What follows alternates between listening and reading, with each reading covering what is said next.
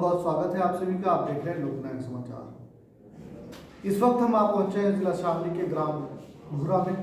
आज हमारे साथ मौजूद हैं ग्राम भूरा के निवर्तमान प्रधान चौधरी एहसान।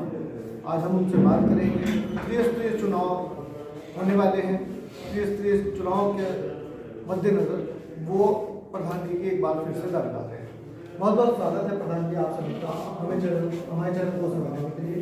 आपका भी बहुत बहुत शुक्रिया हमें समय देने के लिए। अच्छा प्रधान जी, सीधे बात करते हैं।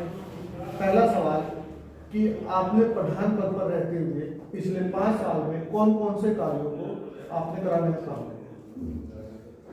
मैंने पिछले अपने 5 सालों में जो कार्य कराए हैं, सबसे पहले तो मेरे गांव में कोई भी एक रास्ता ऐसा नहीं था कि बाहर से आने वाला कोई रिश्तेदार या क्षेत्र से गांव से आने वाला कोई भी आदमी अगर किसी के मेरे ही पास पहुंचना था तो वो ठीक से मेरे पास नहीं पहुंच पाता था, क्योंकि रास्ते इतने खराब थे।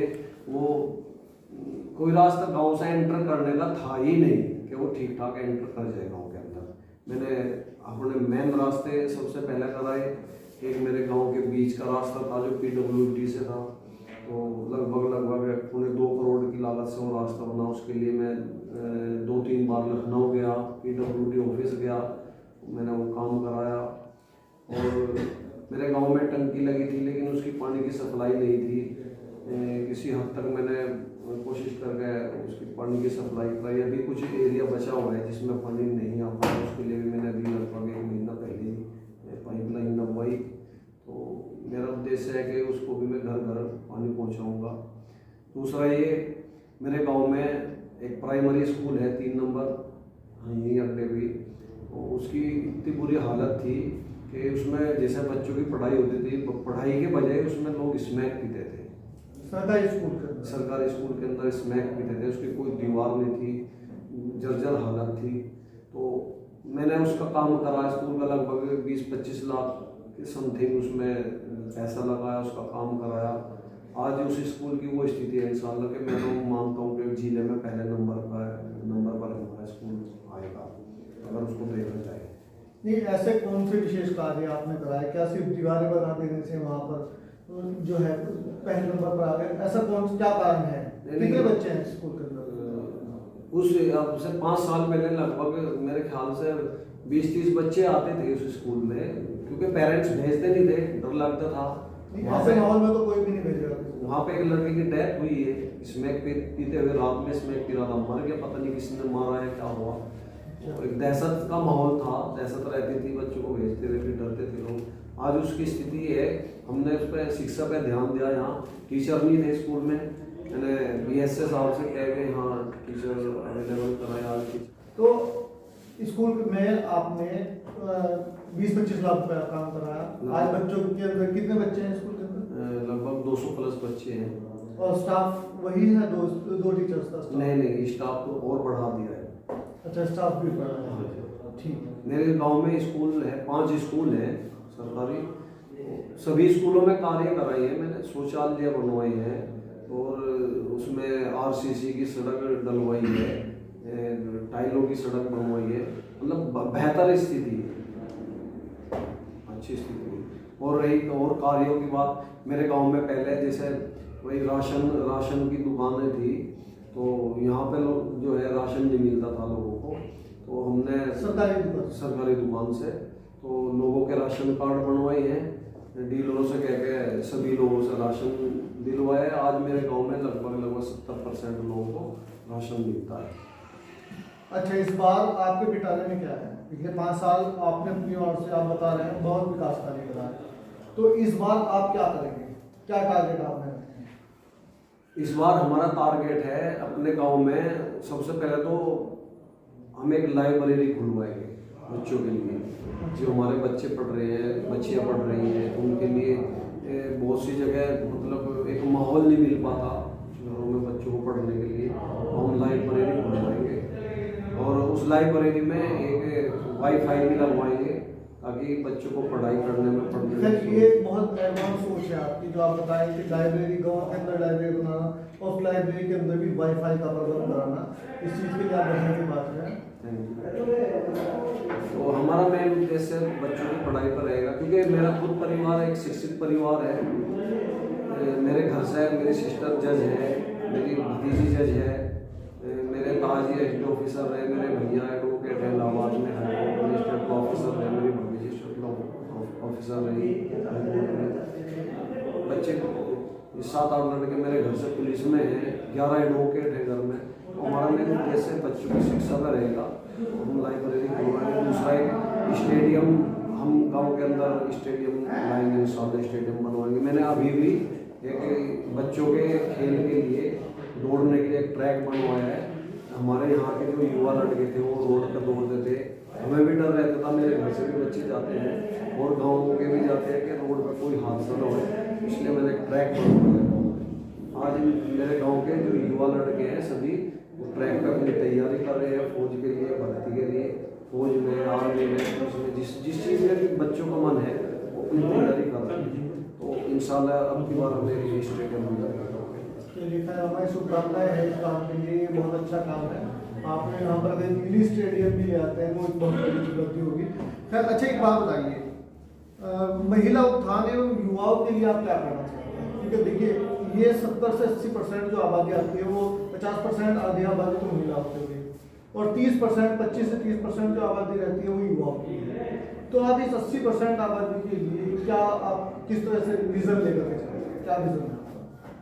महिलाओं के लिए तो हम चाह रहे हैं कि अब की बार इंशाल्लाह हम महिलाओं के लिए एक, जैसे भाई एक सिलाई सेंटर होता है, एक सिलाई सेंटर खुलवाएंगे, कढ़ाई सेंटर खुलवाएंगे। अच्छा, स्किल करने के लिए? हाँ जी, हाँ जी।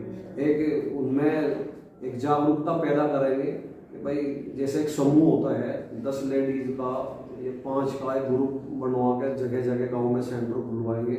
हमें 10 लड़कियों का या औरतों का 10 का समूह बना दिया, उन 10 के अंदर एक सेंटर दे दिया, वो उनमें जो है मेहनत कराएंगे, उनको सिखाएंगे। एक मतलब उसी तरीके से कि रोजगार भी उनका चल जाएगा। अच्छा, स्किल भी डेवलपमेंट होगा उनका और साथ ही साथ में उनका रोजगार भी। जी ठीक। अच्छा, इस चुनाव में आप अपनी फाइट किससे मारनी चाहिए? चुनाव में तो देखो हमारे गांव में 27 पर्चे हैं, 27 पर्चों में लगा लो ज़्यादा तो बस ये हमारा चुनाव तो लगभग ही लगा लो, कैंडिडेट तो लगभग 6-7 कैंडिडेट लड़ने वाले हैं, बाकी तो वोट काटने की वजह से खड़े हो जाते हैं। और फाइट तो लगभग ये मान के चलिए, एक लड़का है सुशील की भाभी चुनाव लड़ रही है, हमारी फाइट तो सुशील से होगी। अच्छा, उनसे मान के चल रहे हैं आप, अपने समाज में किसी से फाइट नहीं मारते? यहाँ क्या यहाँ हमारे समाज में तो इधर पता है, अभी पिछले ग्रांड में हमारी योजना से पहले हमारी साइड से प्रधान थे, उन लोगों का पता है यहाँ पे प्रधान बन के भी क्या क्या सिवाय नशे के यहाँ और कोई चीज़ पैदा नहीं की इन लोगों ने। यहाँ तो कुछ लोग नशे का कारोबार है, कुछ लोगों का, कुछ कैंडिडेट ऐसे हैं जिनकी खाली दलालियों का काम है, उन लोगों का कौन वोट कर रहा? तो आपने नशे की रोकथाम के लिए कुछ किया? मैंने नशे के ऊपर काम किया, सभी ने बताया, मेरे ग्रामवासियों ने, पूरे क्षेत्रवासियों ने बताया मैंने नशे के ऊपर कितना काम किया। यहाँ पे मतलब मीटिंग कराई है मैंने कप्तान साहब की, डीएम साहब को बुला के हम गाँव में एक मीटिंग करा के अभियान चलाया, लोगों को जो है समझाया, उसके रोकथाम के लिए मैंने कितना संघर्ष कराया सभी को पता है, पूरे ग्रामवासियों में आप घूमोगे तो आपको पता चल जाएगा। अभी मेरे ख्याल से 1 या 2 दिन पहले कुछ भाई आए हुए थे मीडिया वाले, वो एक कैंडिडेट, मैं नाम नहीं लेना चाहता, किसी कैंडिडेट का इंटरव्यू ले रहे थे। अब अपने आप को बोलते हैं ऐसे शिक्षित कैंडिडेट हैं, लेकिन उन लोगों को यही नहीं पता, वो बता रहे हैं भाई उन्होंने किसी का शिक्षा मंत्री का नाम पूछ लिया या भाई पंचायती राज जगह मंत्री का नाम पूछ लिया, उनको नाम नहीं पता तो काम कैसे कराएंगे? हमारे यहाँ जिस आदमी ने भाई पंचायती राज विभाग का कौन मंत्री है उसका नाम तक नहीं पता तो क्या कार्य? ये तो सोचने वाली बात है कि जिस आदमी का टारगेट का ही नहीं पता होगा, कि आपको यही नहीं पता कि किस खेल मंत्री से काम लाना है या फिर सिंचाई जल संसाधन मंत्री से काम लाना है, उस मंत्री का नाम ही नहीं पता होगा तो फिर काम कैसे होगा? ये बात तो आपकी सही है। अब वो लोग, कुछ लोग आरोप लगाते हैं कि प्रधान जो है, प्रधान पैसा खाते हैं, पैसा कमाने के लिए प्रधान बनते हैं। भाई 40% सड़कों में लगा, 60% खा लिया। जिस बंदे ने यही नहीं पता कि 40% में क्या कार्य होता है या 60% कैसे खा सकते हैं, तो अगर प्रधान पैसा खाएगा तो फिर अधिकारी भी तो बैठे हैं, लोग में अधिकारी भी तो बैठे हैं, तो इसका मतलब तो फिर सब खाते हैं। काम कराएंगे, पैसा लगाएगा तो खाने के लिए थोड़ी ना काम कराएंगे। उन लोगों ने यही पता नहीं कैसे काम होगा, तो क्या क्या क्या तो क्या मान के चल रहे हैं? वो जो प्रत्याशी है जिसका आप नाम नहीं लेना चाहते हैं, उसको कहाँ मान के चल रहे हैं? वोट कैसे देंगे? कहीं है ही नहीं, उन बेचारों तो कहीं तक नाम है ही नहीं। तो क्या क्या क्या मानना अभी लगा लीजिए, वो अपने आप को ही बोलता है कि मैं गांव में प्रधान अगर बन गया, पूरे जो भी मेरी योजना का पैसा है पूरे गांव में खुला रख देंगे, मैं पैसा नहीं कमाना चाहता, मुझे हराम है। तो जब इतने तकवे पे चलने वाले तो प्रधानी में तो फिर चुनाव लड़ने की जरूरत क्या है? जरूरत क्या है चुनाव लड़ने की? ये तो प्रोसेस है कि गाँव में रख देंगे, ये इस तरह की व्यवस्था अभी भारत सरकार ने लागू नहीं की। जी, पैसा ला करके जनता ये बीच में रख देंगे कि हमारे अकाउंट में इतना पैसा है, जनता को बताने के लिए तो इतना पैसा है, तो इतना पैसा है। पैसा सरकार दे दिए काम कार्य कराने के लिए, उसको जनता तो काम देगी ना। मैंने 5 साल में कितने कार्य गए ये जनता बताएगी ना। मैंने इस गांव में कितना 50 साल में इस गांव में इतना कार्य नहीं हो पाया जितना मैंने इस 5 साल में काम किया है। अब गांव में घूमेंगे, जनता आपको बता देगी कितना कार्य कितना काम मैंने कराया है।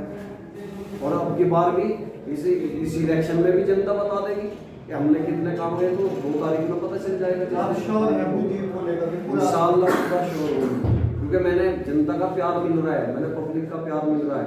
मैंने इन 5 सालों में जनता के लोगों के घर जा के काम करा है। इस योजना में कोई गरीब आदमी ये नहीं बता सकता किसी पर अत्याचार हुआ हो या किसी को जैसे पहले होता था।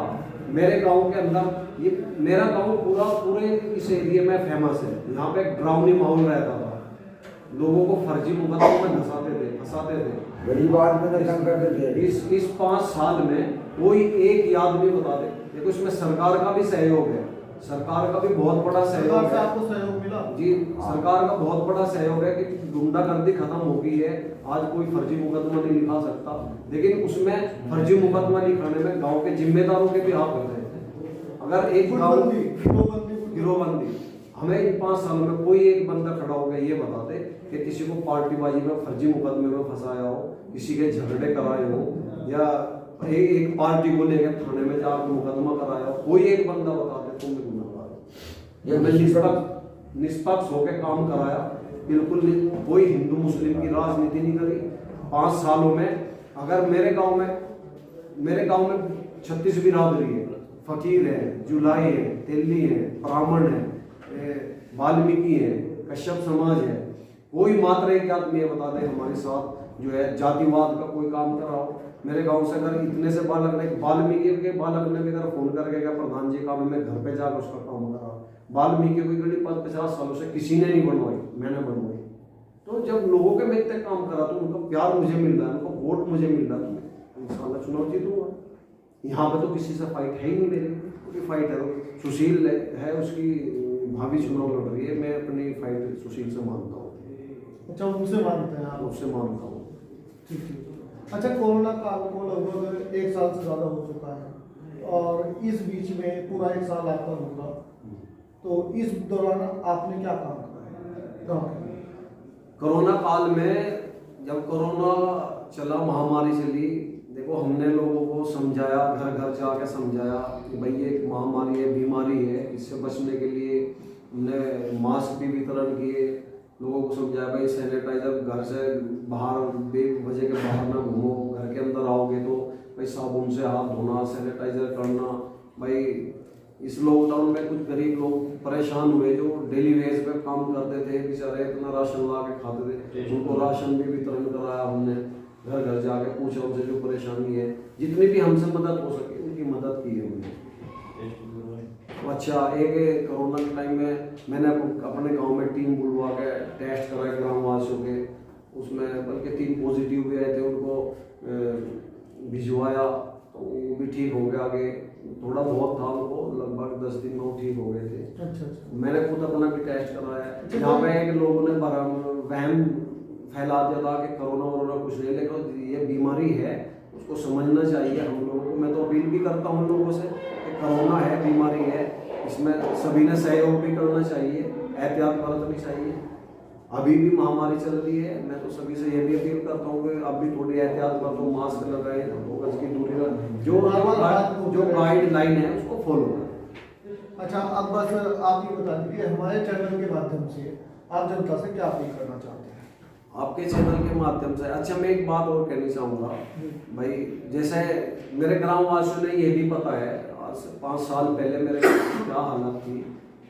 अब किसी ने अगर किसी से काम भी कराना होता था तो एक तरीके से यहाँ पे दलाली होती थी, मतलब एक सीढ़ी थी, उस आदमी से कहो तब आपकी बात आगे पहुंचेगी। हाँ, मतलब अगर किसी ने सपोज करो सरकार हमें शौचालय दे रही है, सरकार दे रही है ना, हमारा काम है जनता के बीच पहुंचाने का।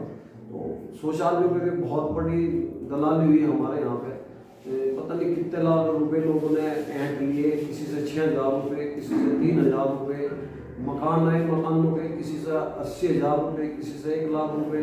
इस 5 साल में मात्र कोई एक आदमी का गाँव के अंदर ये कह दे कि प्रधान जी के पास हम किसी काम के लिए किसी से 100 रुपये का सवाल किया हो तो मैं गुनाहगार हूँ। मैंने इस गाँव से दलाली खत्म कर दी। आज वही दोबारा से कैंडिडेट है, उनको जवाब जनता दे रही है। जब आप इतने अच्छे हैं, आपने इतने अच्छे काम कराए, तो आपके खिलाफ 26 लोग क्यों खड़े हैं? ये तो वोट काटने के लिए खड़े हैं, 26 लोग वोट काटने के लिए खड़े हैं। ये तो चाहते हैं कि प्रधान के वोट, एक गांव में फंडा होता है, चौधरी लोग तो चाहते हैं भाई हमारे चौधराट चले, लेकिन इसका चौधराट का वोट किसको तो जनता जवाब दे, इससे कोई फर्क नहीं पड़ता। 26 की बजाय चाहे 52 कैंडिडेट हो जाए, लेकिन मुझे 36 बिरादरी का सहयोग मिल रहा है, मुझे वोट कर रहे हैं, ये 2 तारीख में पता चल जाएगा। भाई साहब बहुत आपको लेकर के बहुत उत्साहित है, उसका क्या कारण है? वो बार बार किसी से बोल रहे हैं आप? ये सभी का प्यार है, प्यार है इनका। अच्छा, वो हमारे चैनल के माध्यम से आप क्या मैसेज देना चाहेंगे? आपके चैनल के माध्यम से मैं मैसेज देना चाहता हूँ सभी ग्रामवासियों को कि जैसे अभी महामारी चल रही है, इसकी गाइडलाइन को फॉलो करें। चुनाव के दिन 26 तारीख में जो है 2 गज की दूरी बनाए रखें, मास्क लगा कर जाएँ, हाथों को सैनिटाइज लगा कर जाएँ। और 26 तारीख में मैं सभी ग्रामवासियों से हाथ जोड़कर अपील करता हूँ कि अनाज बोसता हुआ किसान मेरा निशान है। सभी भाइयों से मेरी गुजारिश है कि 26 तारीख में किसान के निशान पर मोहर लगाएं और मुझे कामयाब बनाएं। और इंशाअल्लाह जैसे ये 5 साल बीते हैं, हमारे गांव में किसी गरीब आदमियों को मतलब कोई